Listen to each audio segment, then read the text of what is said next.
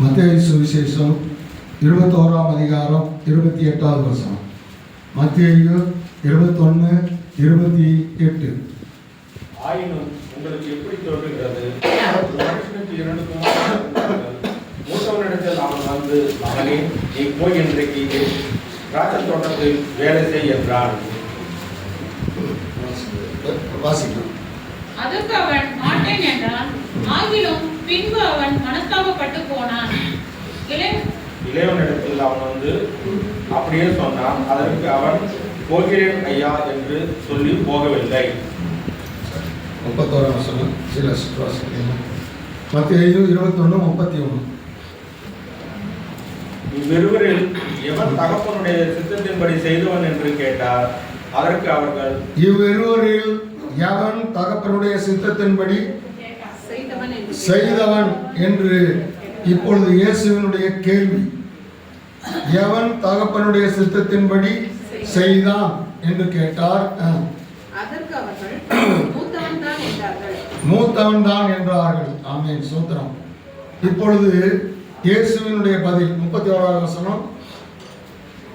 இயேசு அவர்களை நோக்கி, ஆயக்காரரும் வேசிகளும் உங்களுக்கு முன்னே தேவனுடைய ராஜ்யத்தில் பிரவேசிப்பார்கள் என்று மெய்யாகவே உங்களுக்கு சொல்லுகிறேன். கர்த்தருக்கு ஸ்தோத்திரம். ஒரு தகப்பனுக்கு 2 பிள்ளைகள் இருந்தாங்க. அதிலே ஒருத்தர் இடத்துல தகப்பன் சொல்லுகிறார், நீ இன்றைக்கு வேலை செய்ய வேண்டும். என்றைக்கு? இந்த சேனல் சரி, சரி. தகப்பன் மூத்தவனிடத்துல கேட்கிறான், சொல்லுகிறான், இன்றைக்கு இனி என்னைக்கு வேலை செய்ய வேணும்? இன்றைக்கு. இன்றைக்கு நீ என்ன செய்ய வேண்டியதா இருக்கிறது? வேலை செய்ய வேணும். நாளைக்கு செய்யறேன்னு சொல்லாத, நேற்று செஞ்சதையும் சொல்லாத. பாருங்க, இன்றைக்கு நீ என்ன பண்ண வேணும்? பாருங்க, அன்னைக்கு ஏதோ ஒரு நாள் நான் சொன்ன ஞாபகம் இருக்கிறது. டிலேய்டு ஒபீடியன்ஸ் இஸ் டிசோபீடியன்ஸ். காலம் தாழ்த்தி கீழ்ப்படுகிறது கீழ்ப்படியாமைக்கு சமம். சொன்ன நேரத்தில் என்ன செய்ய வேணுமா? எதிர்பார்க்கிறாங்க. ஆபத்திலே உதவாத நண்பனும், தாகத்தை தீராத தண்ணீரும், அரும்பசியை போக்காத அன்னமும் பின்னால கிடைச்ச நல்ல பிரயோஜனம் இல்லை. இன்றைக்கு தகப்பனுடைய தோட்டத்தில் நீ வேலை செய்ய வேணும். அவன் முடியாதுன்னு சொன்னான், ஆனாலும் மனஸ்தாபப்பட்டு போய் என்ன செய்கிறான். இன்னொருவன் இடத்துல கூப்பிட்டு அவன் மகன்கிட்ட சொல்றாரு, நீ போய் வேலை செய்யின்னு சொல்றாரு. செய்யறேன்னு சொல்லிட்டு என்ன பண்ணிட்டான்? செய்யாம போயிட்டான். 2 கூட்டம். இன்னைக்கு தகப்பனுடைய வீட்டில் எத்தனை கூட்டம் இருக்குது? 2 கூட்டம் இருக்கு. ஒரு கூட்டம் என்ன சொல்றோம்? சொல்லுங்க. ஒரு கூட்டம் என்ன சொல்றோம்? வெள்ளிக்கிழமை வர்றோங்க, ஆனா சொல்லிட்டு என்ன பண்றது இல்லை. ஒரு கூட்டம் வரலாங்கிறாங்க, ஆனால் என்ன பண்றோம்? சரி, இப்படியா இருக்கு. அப்போ இதற்கு இயேசுவினுடைய பதில், ஆயக்காரரும் வேசிகளும் உங்களுக்கு முன்னே தேவனுடைய ராஜ்யத்திலே பிரவேசிப்பார்கள். ஆயக்காரர் உங்களுக்கு முன்னே தேவனுடைய ராஜ்யத்திலே பிரவேசிப்பாங்க. வேசிகள் உங்களுக்கு முன்னே தேவனுடைய ராஜ்யத்திலே வசனத்தை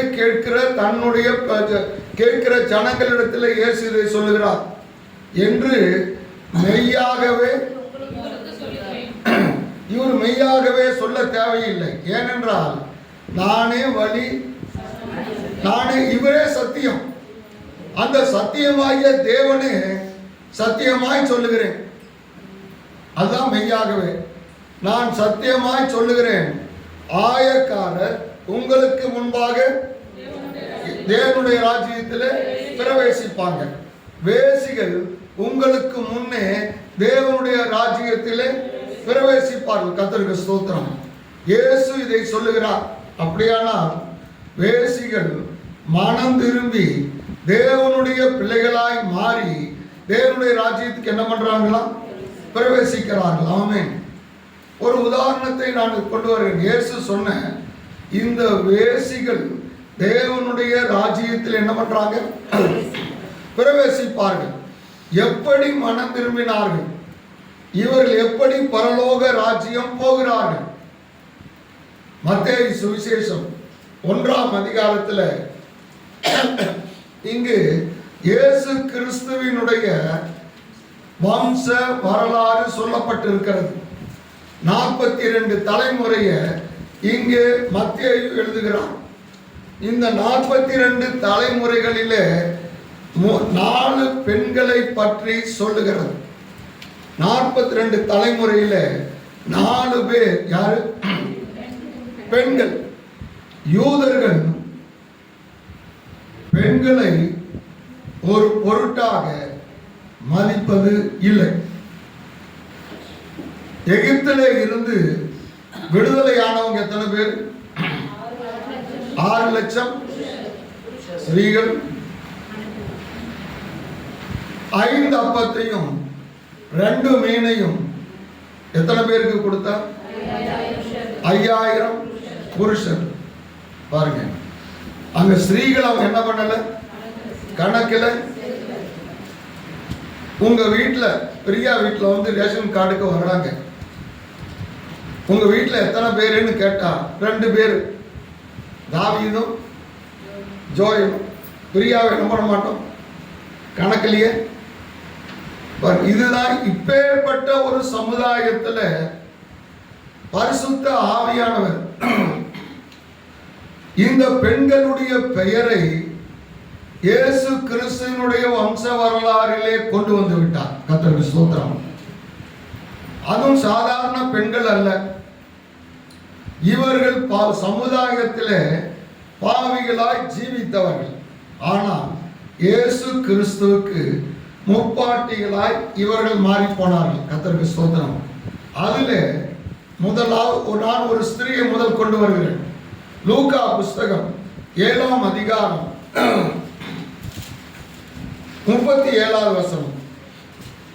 அப்பொழுது அந்த ஊரில் இருந்த பாவியாகிய ஒரு ஸ்திரீ அவர் பரிசேயன் வீட்டிலே பந்தியிருக்கிறதை அறிந்து ஒரு பரணியில் பரிமள தைலம் கொண்டு வந்து. சரி, இங்கே ஒரு ஸ்திரீ பாருங்கள்.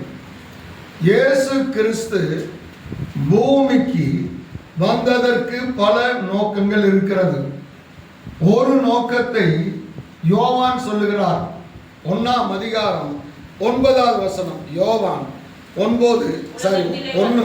உலகத்திலே வந்து எந்த மனுஷனையும் பிரகாசிப்பிக்கிற எந்த மனுஷனையும் இயேசு கிறிஸ்து பிரகாசிக்க பண்ணுகிறவராய் இருக்கிறார். ஆமென்.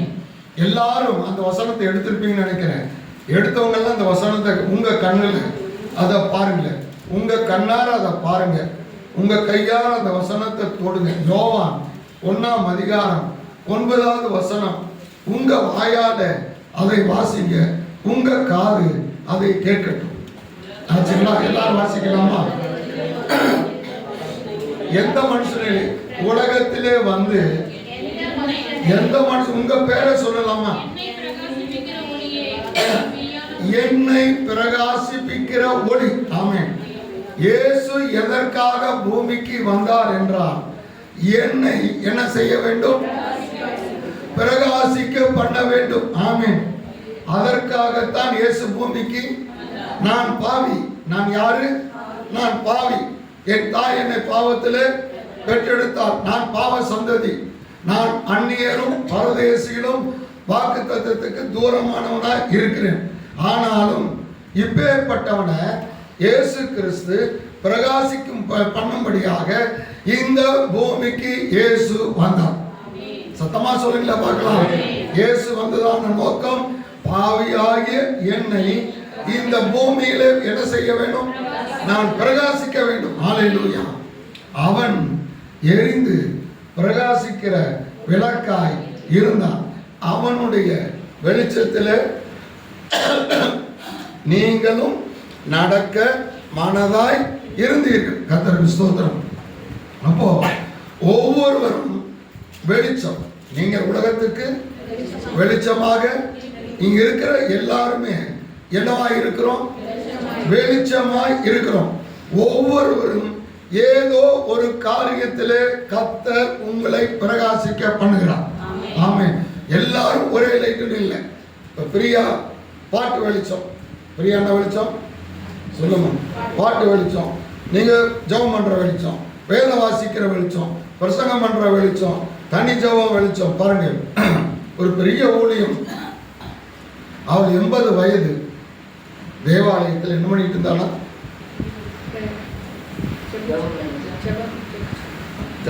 தெரியாம சொல்லுங்க. அண்ணா வயசு எவ்வளவு? 80. தேவாலயத்தில் அவளுக்கு என்ன ஊழியம்? ஜெபிக்கிற ஊழியம். அப்ப இதுவும் ஒரு ஊழியம் தான். இது ஜெபம் வெளிச்சம் தான். எப்படியோ ஜெபிக்க தேவன் அந்த ஸ்ரீ கொடுத்தார். பாட நமக்கு ஒரு கிருபை கொடுத்திருக்கிறார். பிரசங்கம் பண்ண ஒரு கிருபையை கொடுத்திருக்கிறார். ஏதோ ஒரு வெளிச்சமா இருக்கிறோம். இந்த வெளிச்சம் மற்றவர்களுக்கு முன்பாக என்ன பண்ண வேண்டும்? பிரகாசிக்க வேண்டும். பாருங்க, இங்கே ஒரு பாவியான ஸ்திரீ. மறுபடியும் வாசிக்கிறீங்களா? 37 வசனம், 7:37. அப்பொழுது அந்த ஊரில் இருந்த பாவியாகிய ஒரு ஸ்திரீ அவர் பரிசேயன் வீட்டிலே பந்தி இருக்கிறதை அறிந்து ஒரு பரணியில் பரிமள தைலம் கொண்டு வந்து அவருடைய பாதங்களின் அருகே பின்னாக நின்று சரி, நான் அந்த பகுதியை நானே சொல்லிவிடுகிறேன். பாருங்க, இந்த ஸ்திரீ கேள்விப்பட்டா அந்த வீட்டார் இவளை என்ன பண்ணல? அழைக்கல. அந்த வீட்டிலே யார் வந்திருக்கிறார்? இயேசு வந்திருக்கிறார். அந்த வீட்டிலே இயேசு இருக்கிறார். அந்த வீட்டிலே இயேசுவுக்கு ஆராதனை என்ன பண்ணுகிறது? நடக்கிறது. நான் என்ன பண்ண வேண்டும்? நான் போக வேண்டும். பாருங்கள், நீ வா என்று யார் என்ன பண்ணல? இவளை அழைக்கல. ஆனால் இயேசு இருக்கிறதை கேள்விப்பட்டு இயேசு இருக்கிற வீட்டுக்கு அவள் வந்துட்டான். பாருங்க, அந்த வீட்டிலே இயேசுவுக்கு என்ன நடக்கிறது? பந்தி ஒரு ஆராதனை என்ன பண்ணுகிறது? நடக்கிறது. அதை கேள்விப்பட்டு என்ன பண்ணா? வந்தா. முதல் காரியமே நமக்கு அவளுக்கு இருக்கிற ஒரு வித்தியாசத்தை அழைக்கப்படல. ஆனா என்ன பண்ணா? வந்தான். வந்தவள் இயேசுவுக்கு பாதத்தின் அருகே பின்னாக என்ன பண்ணி கொண்டிருக்கிறார்? நிற்கிறான். ஏன்? நான் அவருக்கு முன்னாலே போய் நிற்க எனக்கு தகுதி இல்லை. அவனும் தூரத்திலே நின்று மார்பிலே அடித்துக் கொண்டு, ஆண்டவரே பாவியாக என் மேலே அவன் நீதிமானாக்கப்பட்டான். இவள் இயேசுடைய பாதத்தை அருகே நிற்கிறான், பின்னாக நிற்கிறாள். இரண்டாவது காரியம். மூன்றாவது, இவள் அழுது கொண்டு இருக்கிறாள். இவள் அழுகிறாள். ஏதோ ஒரு காரியம் இயேசுடைய சமூகத்தில் வந்து இவள் என்ன பண்ணுகிறாள்? அழுது கொண்டு இருக்கிறாள். 3. நாலாவது காரியம், இயேசுனுடைய பாதத்தை தன்னுடைய கண்ணீரால் என்ன பண்ணுகிறாள்? நினைக்கிறாள். 4வது, தன்னுடைய தலைமயிராலே இயேசுவின் பாதத்தை. 5வது காரியம், இயேசுவின் பாதத்தில் பரிமள தைலத்தை என்ன பண்ணுகிறார்? இவன் வரும்போதே எப்படி வருகிறான்? இயேசுவின் பாதத்தில் நான் என்ன பண்ண வேணும்? பரிமள தைலத்தை. பாருங்க,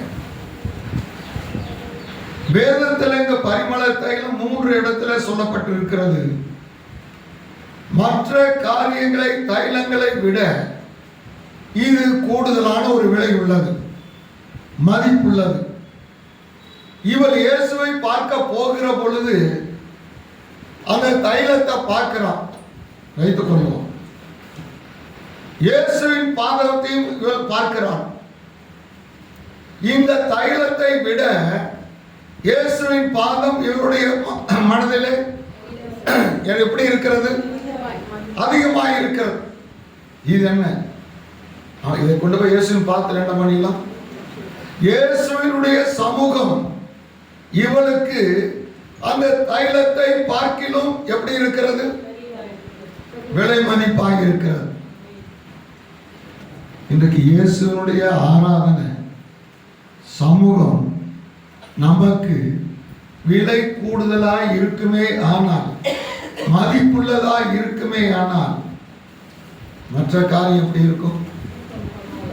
ஒருவேளை உலகத்தின் பார்வையிலே தைலம் விலை உயர்ந்தது, ஆனால் அவருடைய பார்வையில இயேசு பாதத்தோடு ஒப்பிட்டா அது என்ன? விலை மதிப்பு. யோசித்து பாருங்க. ஜபம், வேதவாசி, வீட்டில் இருக்கிறது அதிகாலை ஜபம், ஒருவேளை இரவு நேர ஜபம், எல்லாத்துக்கும் நமக்கு என்ன இருக்கிறது? நேரம் இருக்குது. இதுக்கு சுருக்கமான ஜபத்துக்கு பெருக்கமான ஆசீர்வாதத்தை ஆண்டவர் என்ன பண்ணணும்? ஏன்னாக்க இந்த ஜபத்தை காட்டிலும், ஆராதனையை காட்டிலும் உலகத்தில் இருக்கிற ஒரு காரியம் பெரிதா என்ன பண்ணப்படுகிறது? கருதப்படுகிறது. தைலத்தை பூசுகிறார். அங்கே ஒருத்தன் பேசுகிறான். உலகத்துக்கு முன்பாக இந்த ஸ்திரீ வேசி, ஆனால் இயேசுவுக்கு முன்பாக இந்த ஸ்திரீ உடைந்த உள்ளமுள்ளவள். ஆமென். தன் பாவத்துக்காக மனஸ்தாபப்படுகிறவள். தேவனே, தேவனே, நொறுங்குண்டதும் நறுங்குண்டதுமான இருதயத்தை என்ன பண்ணி புறக்கணி. தேவனுக்கு ஏற்கும் பலிகள் நொறுங்குண்ட ஆவிதான். ஆமென். இன்றைக்கு இந்த இருதயம், இயேசு அவருடைய இருதயத்தை பார்க்கிறார். தன் பாவத்துக்காக மனஸ்தாபப்படுகிற இருதயத்தை அவர் என்ன பண்றார்? இயேசு பார்க்கிறார். அங்கே ஒருத்தன் அவருடைய முகத்தை பார்க்கிறான். இந்த ஸ்திரீ எல்லாருக்குமே தெரியும். இவள் யாரு? முதலாவது வேசி. இவள் யார்? இவள் இயேசுவின் முன்பாக மனஸ்தாபப்படுகிறவள். லூக்கா புஸ்தகம் 7ஆம் அதிகாரம் 48வது வசனம். முதல் வசனம் சங்கீதம் 51:17 வாசிக்க வேண்டாம். லூக்கா 7:48. அவளை நோக்கி உன் பாவங்கள் மன்னிக்கப்பட்டது. ஆமென். வேசிகள் பரலோகத்துக்குள்ள என்ன பண்றாங்களா? பிரவேசிக்கிறாங்க. எந்த வேசி பிரவேசிக்கிறா? பாவங்கள் மன்னிக்கப்பட்ட வேசி என்ன பண்றாளா? 50வது வசனம். உன்னுடைய விசுவாசம், உன்னுடைய விசுவாசம். பாருங்கள், பாவத்துக்காக மனஸ்தாபப்படுகிற ஒரு இருதயம் இருந்தது. இரண்டாவது அவரிடத்துல என்ன இருந்தது? நான் இயேசுவின் இடத்துல போகிறேன். எப்படி போறேன்? என்னுடைய பாவத்தோடு போறேன். இயேசு என்னுடைய பாவத்தை என்ன பண்ணுவாரு? மன்னிப்பார். ஆமென். ஹல்லேலூயா. இதாங்க விசுவாசம். அவருடைய விசுவாசம் என்ன? நான் இயேசுவின் இடத்துல போனா இயேசு இந்த பாவத்தை என்ன பண்ணுவாரு? அவர் மன்னிப்பார். நான் ஜெபித்தால் இயேசு என் ஜெபத்தை கேட்பார். ஹல்லேலூயா. அப்ப இவ நொறுங்குண்ட இருதயம் மட்டுமல்ல, இயேசுவின் இடத்துல விசுவாசத்தோடு வந்தார். ஹல்லேலூயா. வேசி விசுவாசம் உள்ளவராய் மாறினால் பரலோகத்துக்கு என்ன பண்ணலாம்? பாருங்க, அந்த 5வது வசனத்தை திரும்ப வாசிப்போம். அவர் ஸ்திரீயை நோக்கி, உன் விசுவாசம் உன்னை ரட்சித்தது, சமாதானத்தோட போ என்றார். பாருங்க, விசுவாசம் உன்னை ரட்சித்தது, சமாதானத்தோட போ. பாவம் மன்னிக்கப்பட்டால் சமாதானம் தானாய் வரும். பாவம் மன்னிக்கப்பட்டால் என்ன வரும்? ஏன் சமாதானம் இல்ல? பாவம் மன்னிக்கப்படல. ஆமென். அப்ப இவளுக்கு பாவம் மன்னிக்கப்பட்டது, இவளுக்கு விசுவாசம் இருந்தது, இவளுக்கு சமாதானம் இருந்தது. 3. 4வது காரியம் மத்தேயு சங்கீதம் 32:1.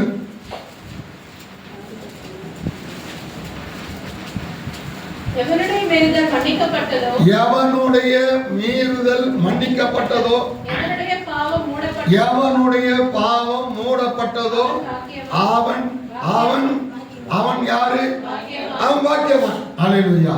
இந்த ஸ்திரீயினுடைய பாவம் மன்னிக்கப்பட்டது. இவள் யார்? இவ பாக்கியவன். ஆமென்.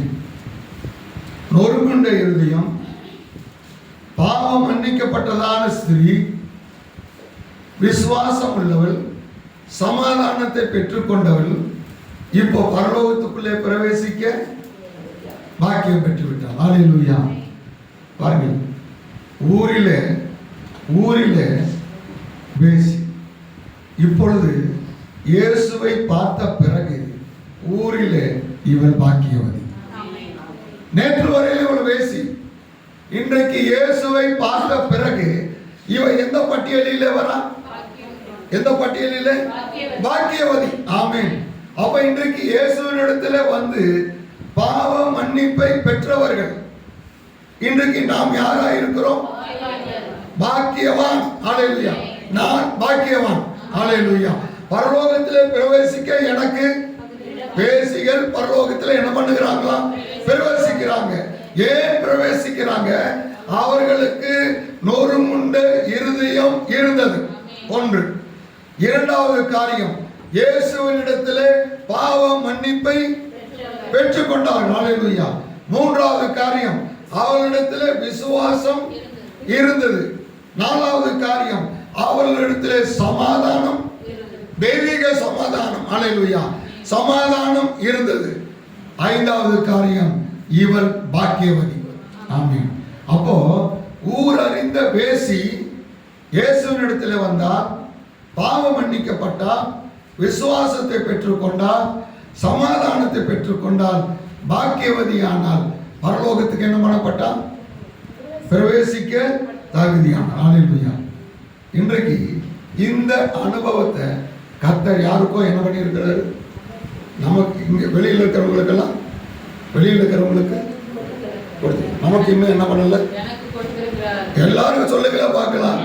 எல்லாருக்கும் கர்த்தர் என்ன பண்ணிக்கிறாரு? இயேசு என்னுடைய பாவத்தை மன்னித்தார். இயேசு எனக்கு என்ன பண்ணினாரா? சமாதானத்தை கொடுத்தார். இயேசு எனக்கு என்னை என்ன பட்டியலில் வைத்திருக்கிறாரு? பாக்கியவான் பட்டியலில் வைத்திருக்கிறார். ஆகையினாலே நான் பரலோகத்தில் பிரவேசிக்க கர்த்தர் என்னை என்ன பண்ணியிருக்கிறாரு? தகுதியாக்கிறார். அல்லேலூயா. ஆயக்காரரும் வேசிகளும் உங்களுக்கு முன்னே போகிறார்கள். அல்லேலூயா. எந்த வேசி பரலோகத்துக்கு போறா? பாவம் நொறுங்குண்ட இருதயம், பாவம் மன்னிக்க பெற்றவர். அல்லேலூயா. இயேசுவினிடத்தில் மன்னிப்பை பெற்றவர், விசுவாசத்தை பெற்றவர், சமாதானத்தை பெற்றவர். அல்லேலூயா. பாக்கியவானாய் மாறினவர் பரலோகத்துக்கு போறார். ஆமென். இரண்டாவது நபர் யோவான் 8ஆம் அதிகாரம் 4வது வசனம்.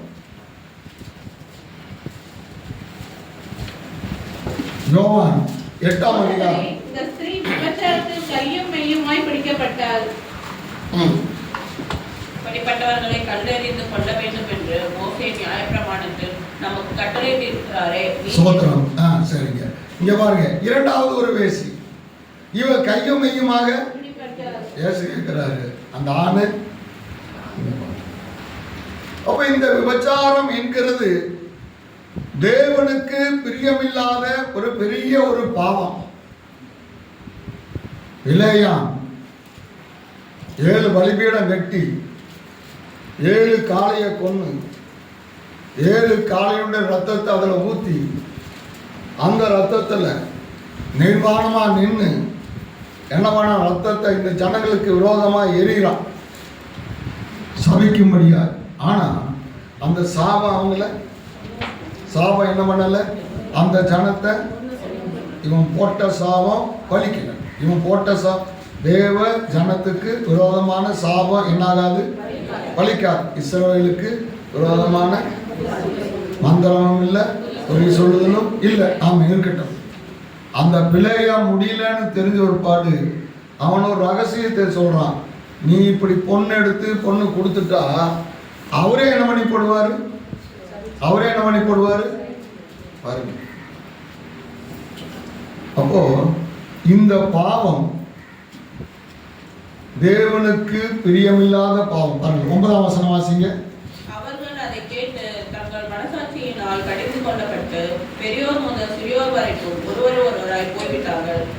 பாருங்க, இப்ப இயேசு சொல்லுகிற வார்த்தையை கேட்டு பெரியோர் முதல் சிறியோர் வரை. யாரா? பெரியோர் முதல் சிறியோர் வரை. ஒருவேளை பெரியோர் போயிட்டா பரவாயில்ல. பெரியோர் போயிட்டா உங்களிலே பாவம் இல்லாமல் இருக்கிறவன் கல்லெறிட்டுன்னு சொல்றாரு. சரி, பெரியவங்க பாவம் பண்ணிட்டாங்க போறாங்க. சிறியோர் என்ன பண்ணிட்டாங்களா? அவனும் பாவம் பண்ணிட்டேன்னு என்ன பண்ணி இருக்கிறான் பாருங்க. குற்றத்தை உணர்கிறாங்க. இந்த ஜனங்களுக்கிட்ட இருந்த ஒரு நல்ல சுபாவம் என்ன சுபாவம்? நான் இல்லைன்னு என்ன பண்ணல, சொல்லல. அவன் செஞ்ச குற்றத்தை பாவத்தை என்ன பண்றான்? இயேசு சொன்னாரு நீ இந்த பாவம் செஞ்சான்னு இல்லை, ஆனாலும் ஒரு குற்ற மனசாட்சி அவங்ககிட்ட இருக்கு. அதனால அவங்க எல்லாம் போயிட்டாங்க. இவன் மட்டும் என்ன பண்ணிட்டு இருக்கிறான்? எதுக்கு நிக்கிறா? இயேசு மத்தேயு சுவிசேஷம் 9ஆம் அதிகாரம் 6வது வசனம். மத்தேயு 9:6. பூமியிலே பாவங்களை மன்னிக்க மனுஷகுமாரனுக்கு அதிகாரம் உண்டு. பூமியிலே பாவங்களை மன்னிக்க எனக்கு முன்னால் இருக்கிற இந்த இயேசு கிறிஸ்துவுக்கு அதிகாரம் உண்டு. ஆகையினாலே எல்லாரும் போயிட்டாங்க. இவள் எதுக்கு நிக்கிறான்? இயேசு என்னுடைய பாவத்தை மன்னிக்க வேண்டும் என்று எதிர்பார்த்து காத்திருக்கிறான். ஆமென். ஏன்? பூமியிலே பாவங்களை மன்னிக்க இயேசுவுக்கு அதிகாரம் இருக்கு. இப்ப இயேசு நினைத்தால் என்னுடைய பாவத்தை என்ன பண்ணலாம்? மன்னிக்கலாம். அதற்காக இந்த ஸ்திரீ இயேசுவுக்கு முன்னால் என்ன பண்ணிட்டு இருக்கிறார்? காத்திருக்கிறார். நல்ல வார்த்தை, காத்திருக்கிறார். எப்படி இயேசு எந்திரிச்சு பார்ப்பார்? எல்லாரும் கேட்பார், போயிட்டாங்க, நான் மட்டும்தான் இருக்கிறேன் என்கிட்ட கேட்பார், நீ ஏமா போகலன்னு. ஆண்டவரே, பூமியில பாவங்களை மன்னிக்க உமக்கு ஆகினால நீர் பாவத்தை என்ன பண்ண வேணும்? அவர்களுக்கு மனஸ்தாபம் வந்தது. ஆனா பாவத்தை மன்னிக்கிறவரை விட்டுவிட்டு என்ன பண்ணிட்டாங்க? போயிட்டாங்க. எங்க மனஸ்தாபம் வருகிறது நல்ல சுபாவம். மனஸ்தாபம் வருகிறதுனா நீ உயிரோட இருக்கிற உன்னுடைய ஆத்மா பாவத்துல சாகலன்னு அர்த்தம். பாவத்துல நடந்து போறோம், கல்லு குத்துதோ மண்ணு ஊசி குத்துதோ உடனே நமக்கு என்ன ஆகுது? வலிக்குதா?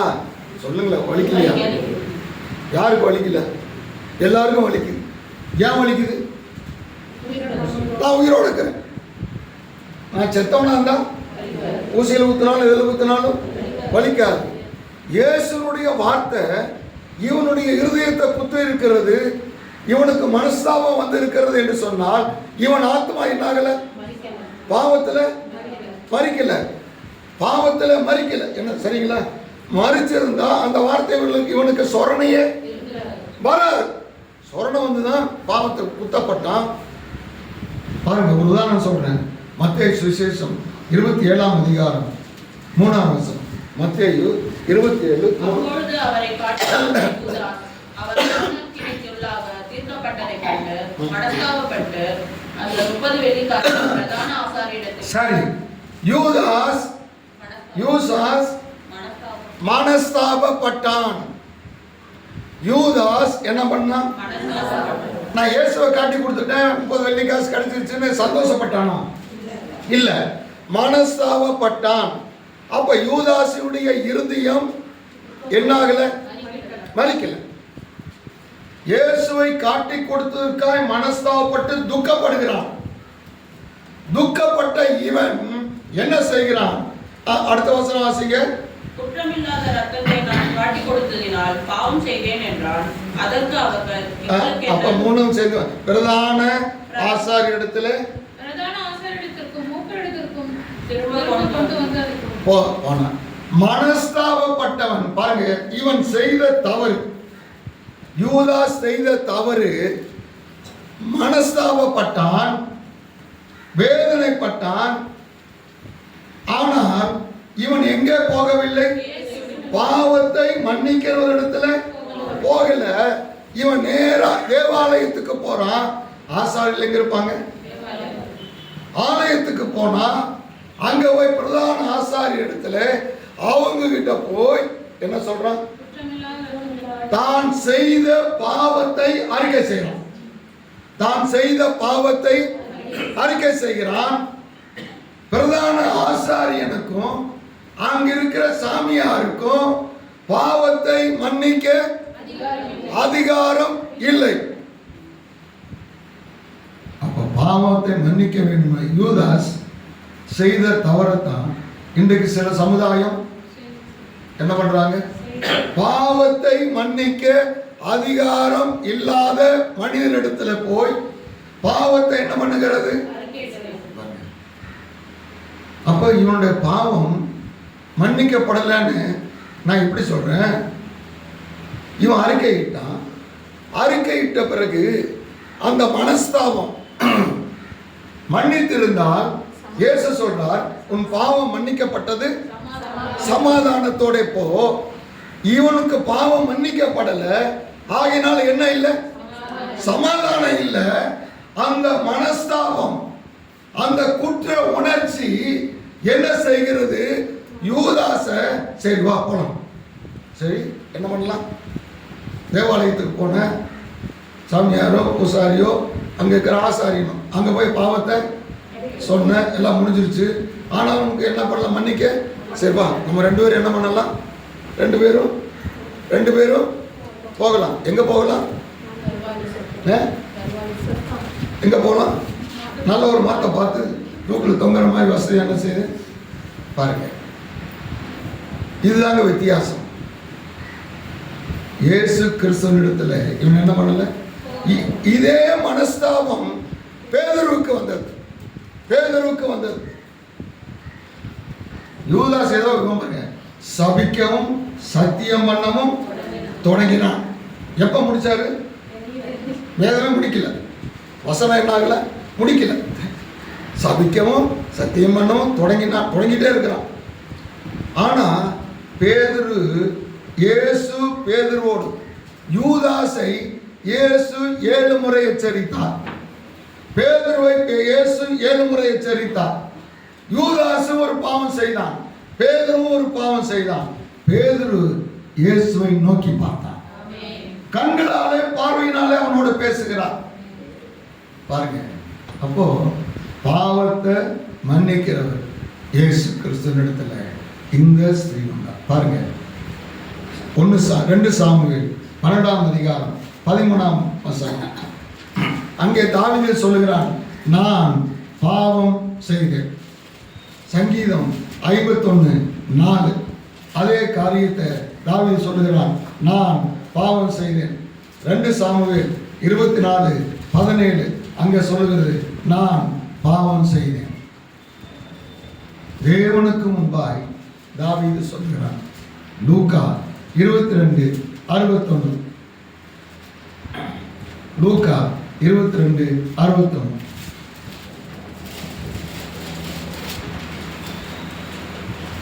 அப்பொழுது கர்த்தர் திரும்பி பேதுருவை நோக்கி பார்த்தார்.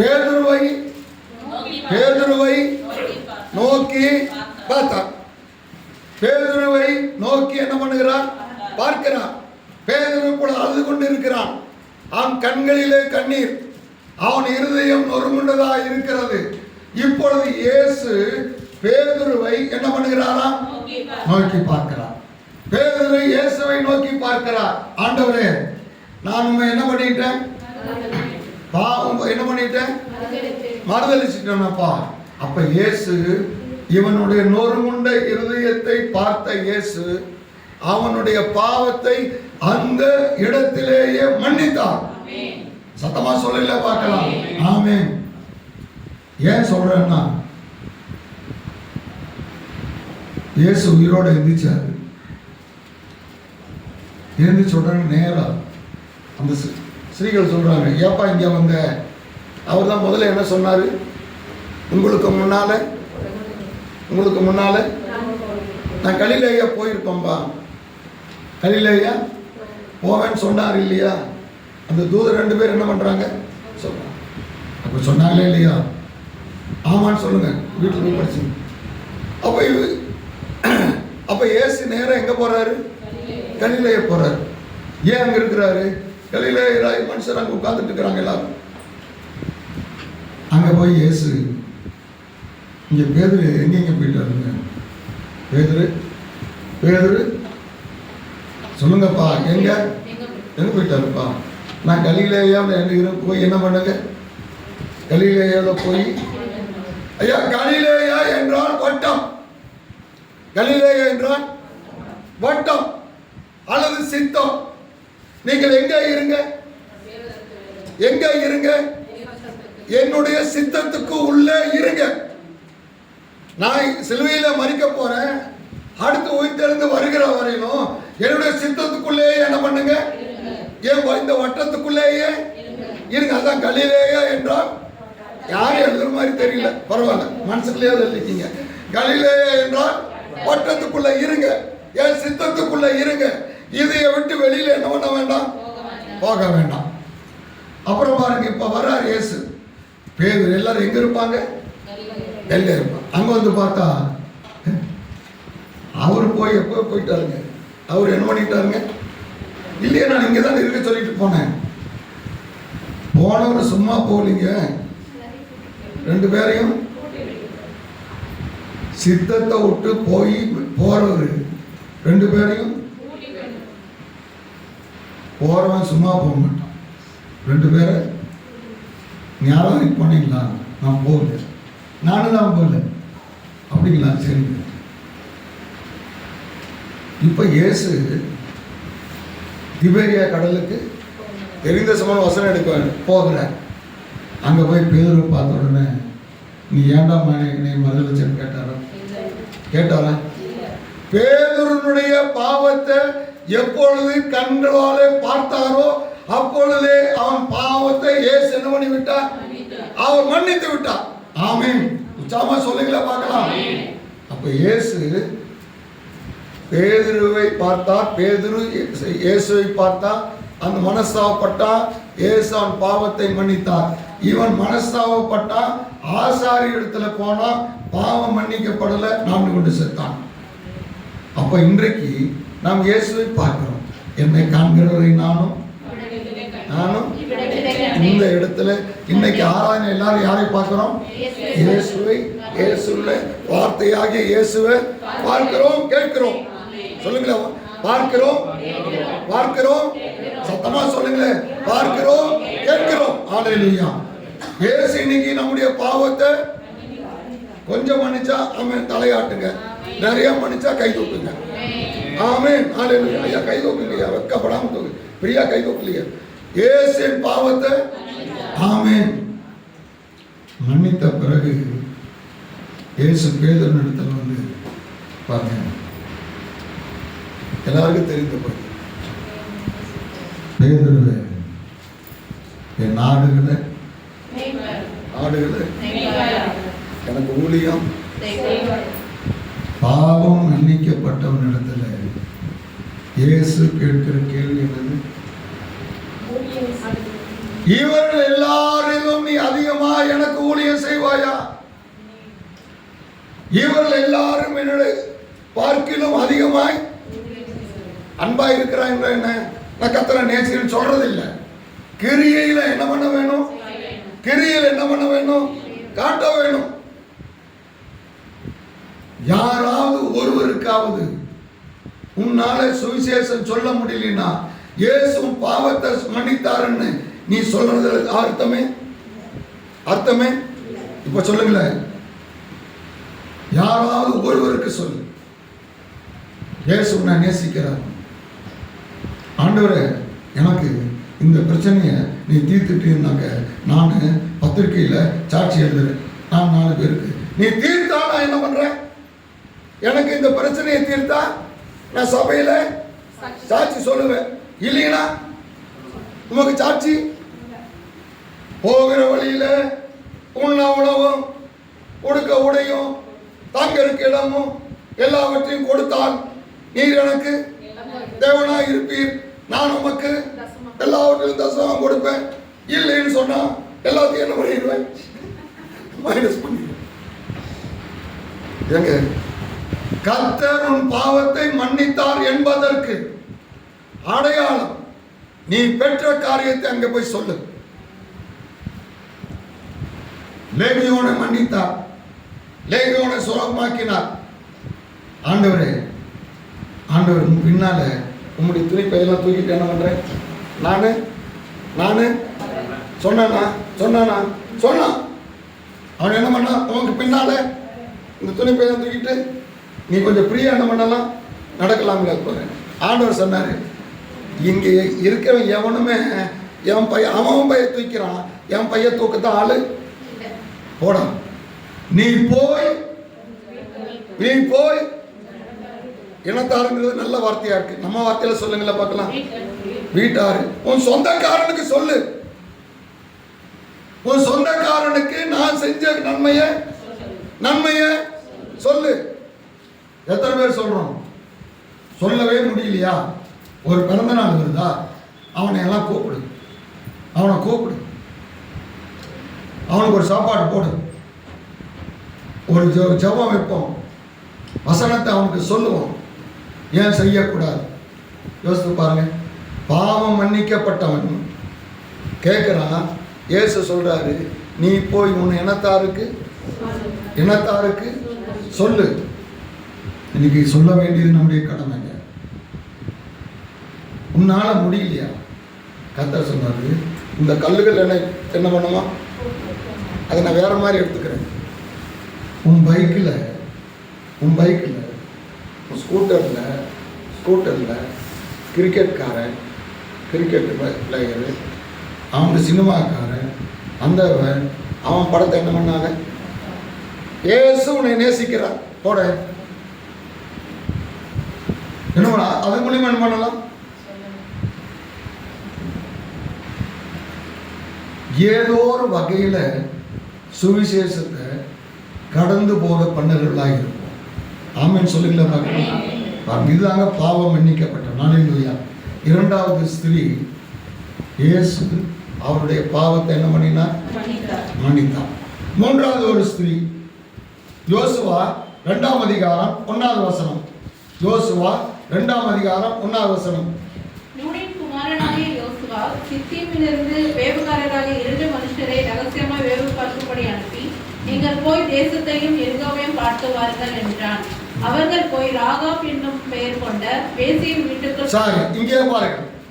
இவள் இந்த எரிகோ பட்டணத்தில் இவள் ஒரு வேசி. இவளுடைய வீடு எங்க இருக்குதா? எதுல எங்க இருக்குது? மதில் மேல இருக்குது. மதில் யாருக்கு சொந்தம்? அரசாங்கத்துக்கு சொந்தம்.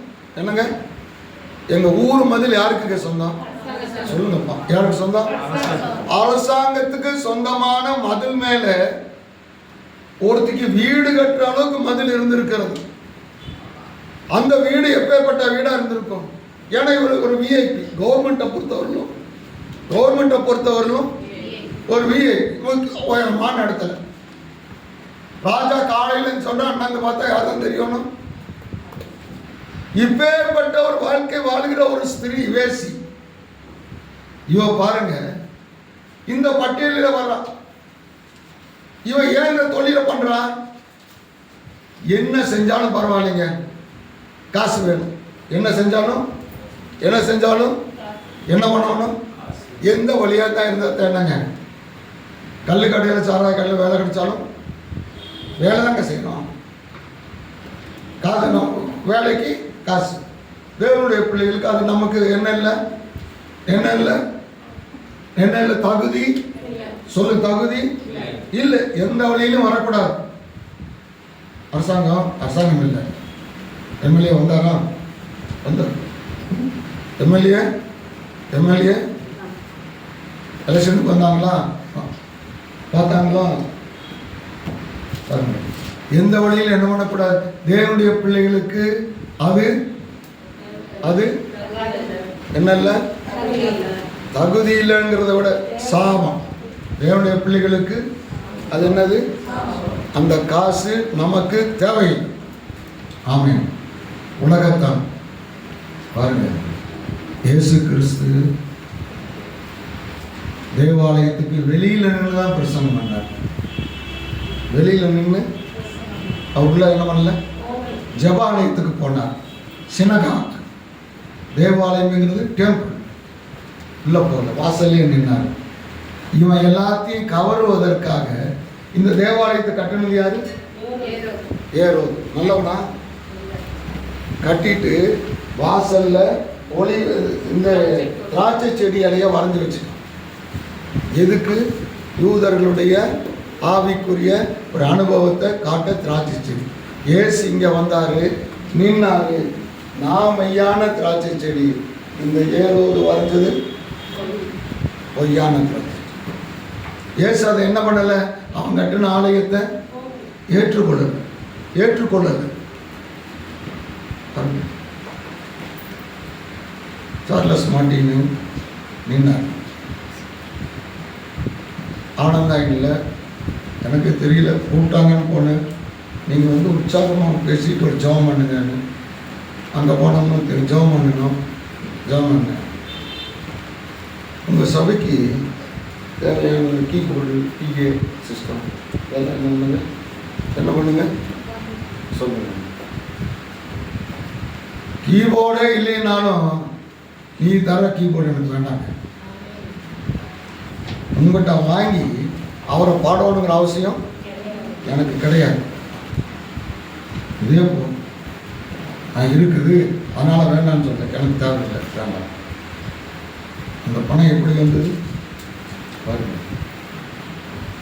ஒரு காரியம், கல்லுக்கடைன்னு என்ன, கல்லுக்கடை சாராய கடையை ஐயா மூடுறாங்க, இல்லை தமிழ்நாடு மூட போகிறாங்க. நல்ல பேர் இருக்காரு.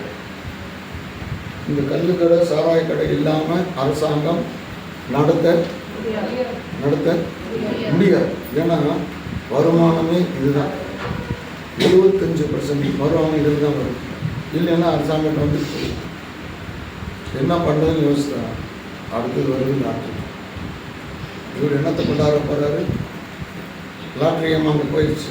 லாட்ரி ஏமா அங்கே போயிடுச்சு. அடுத்து என்ன வர போகுது? தமிழ்நாட்டுக்கு லாட்ரி டிக்கெட்டு வரப்போகுது. மக்கள் கடை எடுத்து மத்தியம். தேவனுடைய பிள்ளைங்க லாட்ரி டிக்கெட்டு வாங்கிறது பாவம். நீ வாங்காத. உன் கையின் பிரயாசத்தை நீ சாப்பிடுவாய். உனக்கு என்னத்த பிரயாசத்தை கர்த்தர் இன்னைக்கு கஞ்சி கொடுத்தாரா? ஆண்டவரே நீ கொடுத்த கஞ்சிக்காக ஸ்தோத்திரம். இதுக்காக என் வருமானத்தை பெருக்க ஒரு டிக்கெட் வாங்கினா இத்தனை கிடைக்கும். தேவனுடைய பிள்ளைகளுக்கு அது பாவம். நாம் என்ன பண்ண, இன்னும் வரல, வரப்போகிறது. அது நமக்கு தேவை அற்ற. இங்கே ராகா பேஸ் எப்படி இருந்தா தான் என்ன, பணம் சம்பாதிக்கிறது. பாருங்க, இரவு பகலாக நீ வேலை செய்யற. சிலர் ஓவர் டைம். ஞாயிற்றுக்கிழமை வேலைக்கு வந்தா சம்பளம் கூட சம்பளம். கர்த்தருடைய ஆராதனை, ஜெபிக்க வேண்டிய நேரம், ஜெபிக்க வேண்டிய நேரம், வேதம் வாசிக்க வேண்டிய நேரம், அந்த நேரத்தை எடுத்து உலகத்தில் சம்பாதிக்க பிரயாசப்படாத. என்ன பண்ணாலும் இன்னைக்கு ஆராதனைக்கு போகணுங்க, முடிச்சுட்டு போ. என்ன பண்ணாலும் காலையை குடும்பமாக நாங்கள் ஜெபிக்க வேணும். குடும்பமாக காலையிலையும் சாயந்தரம் நாங்கள் ஜெபிச்சாக வேணும். இன்னைக்கு எனக்கு வேலை இருக்குது, நீயே ஜெபிச்சுட்டு சாப்பிட்டுட்டு சாவியை அந்த ஜன்னல் ஓரமாக வச்சிரு, நான் 7 மணிக்கு எடுத்துக்கிறேன். இல்லை, ஜெபிக்கிற நேரம் 2 பேரும் சேர்ந்து ஜெபிக்கிறீங்களா? ஜெபிங்க. அந்த நேரத்தை எடுத்து உலக பிரகாரமான காரியத்துக்கு என்ன பண்ண வேண்டாம், செலவு பண்ண வேண்டாம். எத்தனை பேர் கூடி ஜெபிக்கிறீங்க? கூடி சாப்பிட்றீங்க. ஜெபிக்காட்டி கூட போகல, சாப்பிட்றது எத்தனை பேர்? ஒரு அன்பு வரட்டும், ஒரு ஐக்கியம் வரட்டுங்க. ராகா பேசி சரி, இவள் செஞ்ச காரியத்தை சொல்லி முடிச்சுக்கிறேன். எபிரேயர் 11ஆம் அதிகாரம் 36ஆம் வசனம். எபிரேயர் 11:31. விசுவாசத்தினாலே ராகாப் என்னும் வேசி வேவுகாரரை வேவுகாரரை சமாதானத்தோடு ஏற்றுக்கொண்டு போதுங்க. இவர்கள் இஸ்ரவேலர், இவர்கள் தேவனுடைய பிள்ளைகள். யாரு இந்த ஜனம்? யாரு? ஏன் போனவன் நல்லவனா கெட்டவனா தெரியாது, என்ன சிஸ்டர்? ஆனா டோட்டலா இந்த ஜனங்கள் மேல இருக்கிற ஒரு பேர் என்ன? தேவஜனம். தேவஜனம் இங்க வந்திருக்கிறது. அவர்களை, நான் வேற தேசம், அவங்க வேற தேசம், நான் வேற ஜாதி, அவன் வேற ஜாதி, நான் வேற பாஷை, அவன் வேற பாஷை, அவன் எப்படி இருக்கிறான்னு தெரியல, நான் எப்படி இருக்கிறேன், என்னுடைய பழக்க வழக்கம் வேற. ஆனா இவங்க யாரு? தேவனுடைய பிள்ளைகளை சமாதானமாய். யாக்கோபு இப்படி சொல்றாரா? எபிரேயர்ல அப்போஸ்தலன் யாக்கோபு பாருங்க, விதம் வேறு விதமாய் சொல்லுகிறார். 2ஆம் அதிகாரம் 25ஆவது வசனம். அந்தபடி ராகாப் என்னும் வேசியும் தூதர்களை ஏற்றுக்கொண்டு. யாரை ஏற்றுக்கொண்டு? தூதர்களை ஏற்றுக்கொண்டு. எபிரேயரில் இருக்கிற புஸ்தகம் வேவுகாரரை ஏற்றுக்கொண்டு இருக்கிறது. யாக்கோபு அவர்களை பற்றி சொல்லுகிறவர் யாருங்கிறார்? அப்ப தேவனுடைய பிள்ளைகள் யாரு? இன்னைக்கு கர்த்தருக்கு ஊழியம் செஞ்சா எல்லாரும் நீயும் தூதான். தூதன்னா யாரு? மெசஞ்சர். என்ன சிஸ்டர்? மெசஞ்சர்னா யாரு? செய்தியை சொல்லுகிறவன். என்ன செய்தி? இயேசு உன்னை நேசிக்கிறார். பெருசா அவனுக்கு தியாலஜி சொல்ல வேண்டாம். நீ சொல்லுகிற வார்த்தையில கர்த்தர் கிரியை செய்வார். ஏதோ ஒரு வார்த்தையை யாராவது ஒருவருக்கு நீ சொல்லு. வேவுகாரரை தூதர்களாக இவள் ஏற்றுக்கொண்டார். ஆமென். பாருங்க, இதனாலே கிரியையினாலே இவள் நீதிமான் ஆக்கப்பட்டார். இவள் எதனால நீதிமான் ஆக்கப்பட்டார்? கிரியையினாலே. அப்ப இன்றைக்கு நம்ம இடத்துல விசுவாசம் இருக்குது, என்ன இல்லை? என்ன கிரியை? மற்றவர்களுக்கு இயேசுவை பற்றி சொல்லுகிறதான ஒரு கிரியை நம்ம இடத்துல ஏதாவது ஒரு வழியில சொல்லிட்டு போங்களே. இன்னைக்கு சப்பானி நம்ம இதுல அவரு 2 கண்ணும் தெரியாதவர் சபை, இன்னைக்கு நம்ம சபை என்ன பண்ணிட்டு இருக்கிறாரு சொல்லுங்க? நடத்திட்டு இருக்கிறாரு. அவர் கண்ணு தெரியாதவர் இயேசு என்னங்கிறாரு? நல்லவருங்கிறார். நல்லவர்னு சொல்லுங்க, நம்ம அவருக்கு தானே உதவி செஞ்சுட்டு இருக்கிறோம். நல்லவருங்கிறாரு. 2 கண்ணு தெரிஞ்சவர் எனக்கு ஏன் இப்படி செஞ்சாரு, எனக்கு ஏன் இப்படி வந்துச்சு, எனக்கு ஏன் இப்படி நடக்குது? நம்முடைய சபை, நம்முடைய உடல் ஊழியர், நம்முடைய இதில் நடக்குது. 2 கண்ணு இல்லை, ஆனால் ஒவ்வொரு நாளும் என்ன பண்ணுறாரு? இயேசு நல்லவர்னு சொல்லிட்டு இருக்கிறாரு. 2 கண்ணு இருக்கிற நம்ம எப்படி இருக்கணும்? வேவுகாரரை கிரியையினாலே நீதிமானாக்கப்பட்டால் எனவே பரலோகத்துக்கு போக இவனை பிரவேசிக்க தகுதியான. கடைசியா யோவான் சுவிசேஷம் 4ஆம் அதிகாரம் 16-18.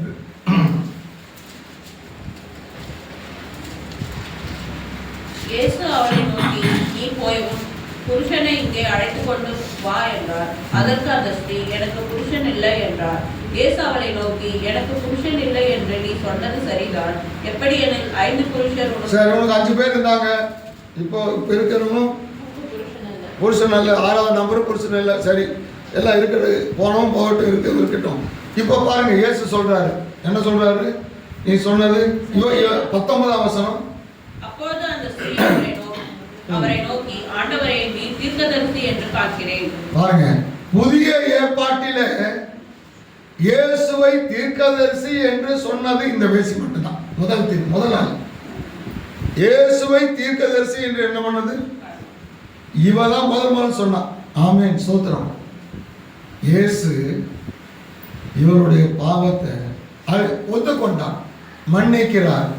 மன்னித்த பிறகு இயேசு இப்ப தண்ணி கொண்டாந்து குடும்பம் கேட்டாரா? தண்ணி கேட்டாரா?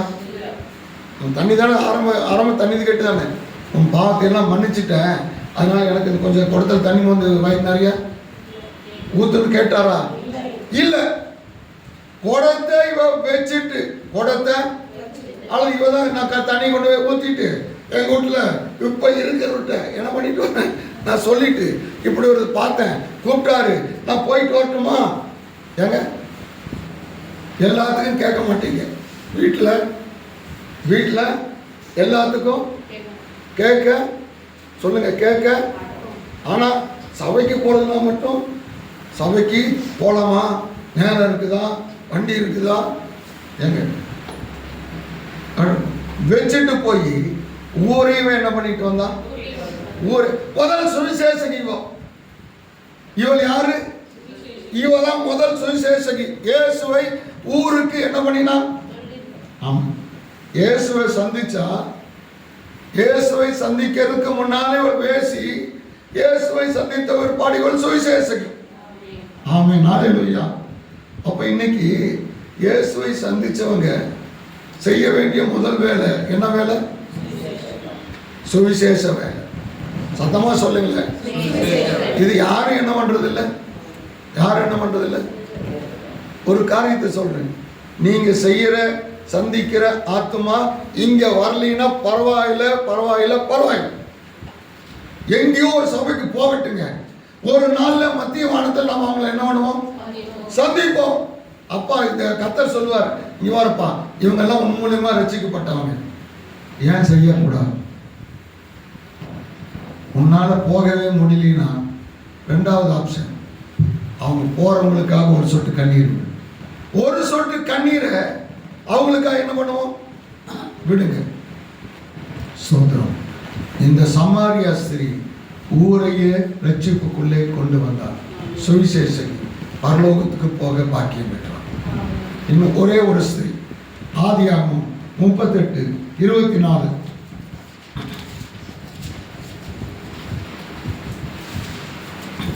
ஏறக்குறைய 3 மாதம் சென்ற பின்பு உன் மருமகளாகிய தாமார் வேசித்தனம் பண்ணினாள், அந்த வேசித்தனத்தினால் கர்ப்பவதியும் ஆனாள் என்று யூதாவுக்கு அறிவிக்கப்பட்டது.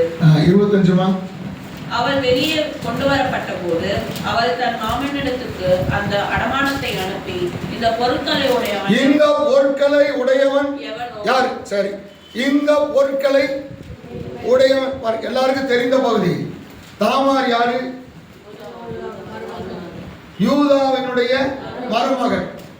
இந்த யூதாவினாலே கர்ப்பவதி ஆயிட்டான். இப்போ சபை கூடி இருக்குது. அங்கே யூதா இருக்கிறான், இங்கே தாமார் உட்கார்ந்துட்டு இருக்கிறான். அவன் தெரியுதுங்களா? அவன் தெரியுதா? பேருக்கும் அவனுக்கும் சம்பந்தமே. பேரு யூதான் வச்சுக்கிறான் பாருங்க. என்னை இப்படி என்ன பண்ணி போட்டான் பாருங்க. பொருளை எடுத்து காமிக்கிறான். அவன் பெயரை என்ன பண்ணல, இவன் பெயரை சொல்லல. இந்த பொருட்கள் உடையது யாரோ அவன் செஞ்ச பாவத்தை என்ன பண்ணல.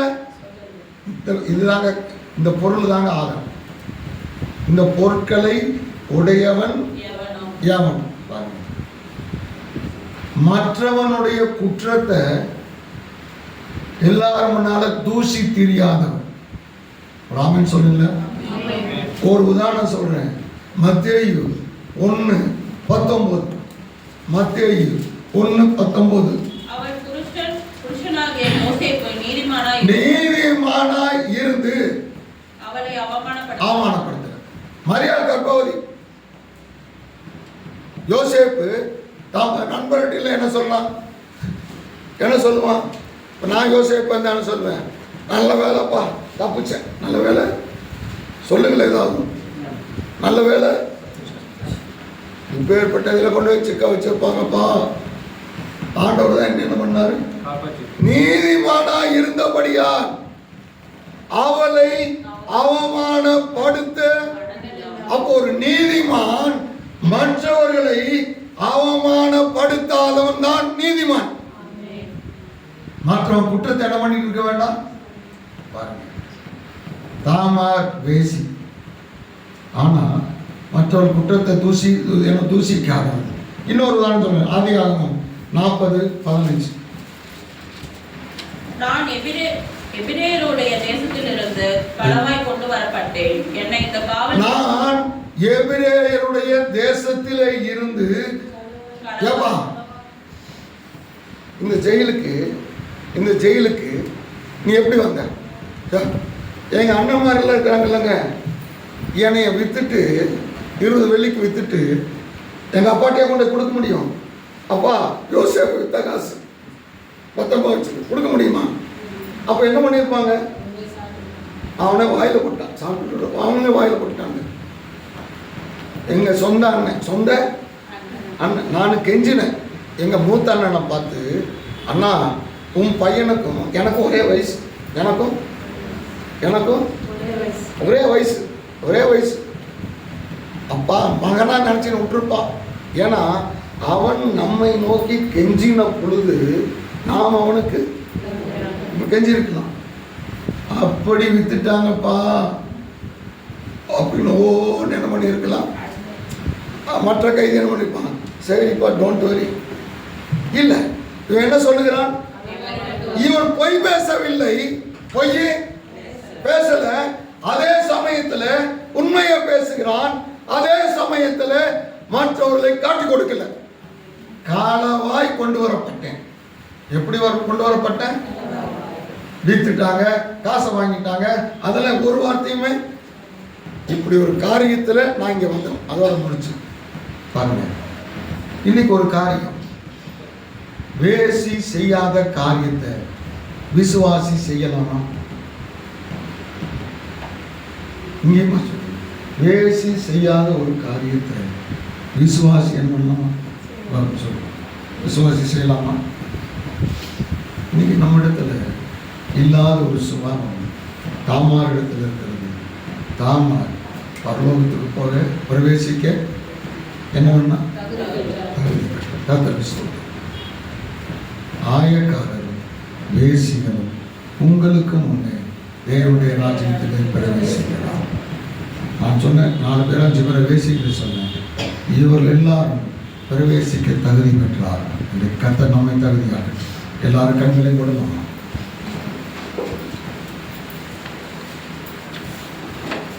எல்லாரும் கண்களையும் போடலாம்.